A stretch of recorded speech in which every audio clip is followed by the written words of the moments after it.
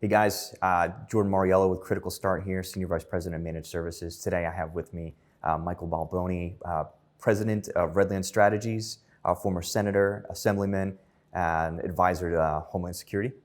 Honored to have him here with us today. We've been doing some awesome discussions about things that we're doing at CRITICALSTART and working with Redland Strategies, but today we wanted to take an opportunity just to talk to Michael about some general cybersecurity issues. He's a major influencer in our community. I know many of you already know who he is, and has had a major impact even on some of the legislature that we've seen around our industry too as well. So we wanted to take a time to get some thoughts from him on some of the direction the industry's going and the impact that some of the changes we see in cyber in general are having on national defense and the role of Senate and Congress and where that's going from a legislature perspective too. So we're going to open up and have a nice fun conversation here about some of these issues. So thank you so much for being with us, Michael. Thanks for having me, Jordan, and thanks for your service to the country and the military.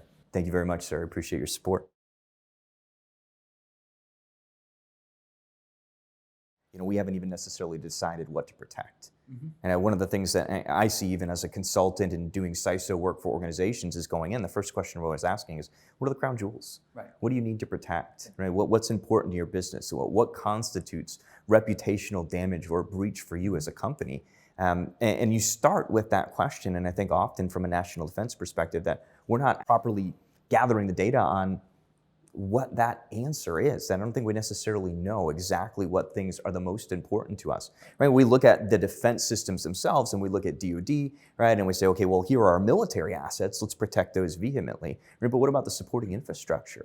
And, are we doing enough to protect SCADA systems and critical infrastructure here? And I think the answer to that, like you said, is woefully uninvested or underinvested. And we've seen that generally too, out in the field as we go out there, and we're very often surprised as we walk into organizations who we would expect to be at a very high standard to see that, the decisions around risks that are being made in those organizations are definitely not what we would expect. And in the boardrooms, typically board members don't have an appreciation of the exposure that cyber provides them.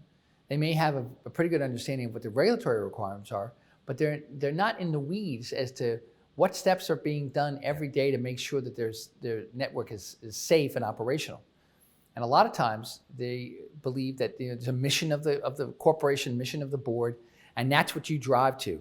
And cybersecurity is kind of a one-off. Yeah, okay, we got to check that box. But in checking that box, you don't ask the deeper probing questions.